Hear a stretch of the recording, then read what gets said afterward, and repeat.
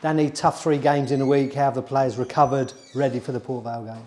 Yeah, recovery's been good. We're obviously pleased with our level of performance on Saturday against a very aggressive, physical front foot team in Cheltenham.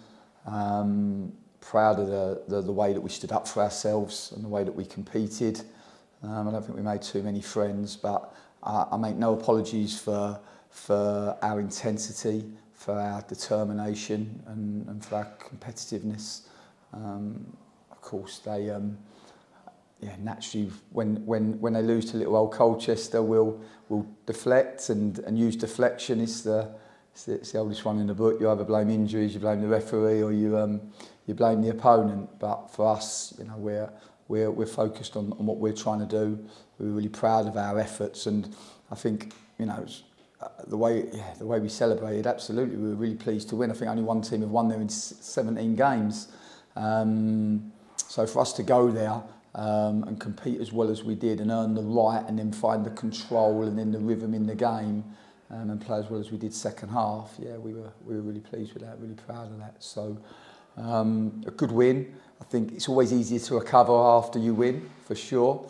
And now another really big game to look forward to tomorrow night against Port Vale. Yeah, and that win on Saturday took us to 11 unbeaten, exactly the same as the run that Port Vale are on. So it'd be a really tough game. Yeah, a big club at this level. Obviously, just come down from League One, brought some top League One players down with them. Recruited really aggressively in the summer.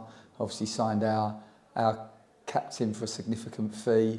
In the summer window, he wasn't the only player they brought in. They brought in some really good players well above the level. They've got a really experienced and good manager in Darren Moore, and they're a team geared up for automatic promotion for sure. Have 2 faces, can play both ways, can go a little bit quicker and more direct, but also can get control and play through the thirds as well. So they, really good squad. Even in this run of games, they have the depth and the quality in their squad to be able to really mix their team out, make 4 or 5 changes between each game. So they've been able to keep it fresh. For us, we don't quite have that privilege, but we have a smaller group. But it's how we like it, lean and mean. And we have a group of boys that are all really committed and fight for the cause. A lot of your changes haven't been in between games. Not made many changes to starting lineups, but the players that come on always do a job. And I think our last 7 goals have been scored by 7 different players, so it shows that competitive edge at the top end of the pitch is good. Yeah, I think you're always looking for goals from all different areas, aren't you? And it's always good when people are putting their hand up, particularly at the top end of the pitch. And I think you're right, Greg, as the players that have come into the game, the finishers, the way that they've impacted the game and they've been able to affect the game has been brilliant. You look at Saturday, Tyrese came on, was a real handful. Harry Anderson finds a goal and just works so hard for the team. Arthur Reed, Oscar Thorne, and later on in the game, Rob Hunt all contributed to the performance and to the outcome. And this is what you want. You're always looking for everybody to put their hand up and to commit to what we're trying to do. And it's the way that we want to play the game, because we want to play with the energy and the intensity.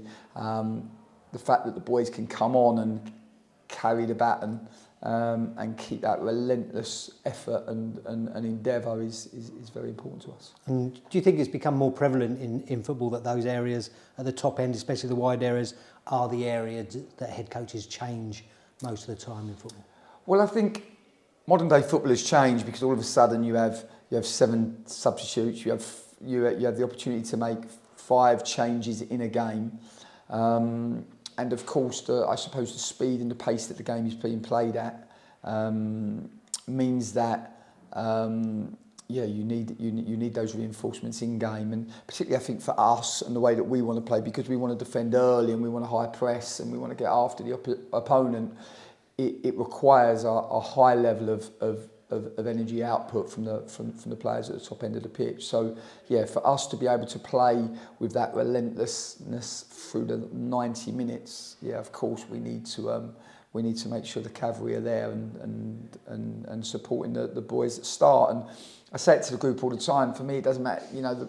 everybody, they're footballers, they always want to start games, of course, and the boys that start play for normally a significant period of the game, but the finishers, when they came on for the last part of the game, they come on in the most important part of the game often. So they're all as important as each other. Ultimately, we're just cogs in the wheel.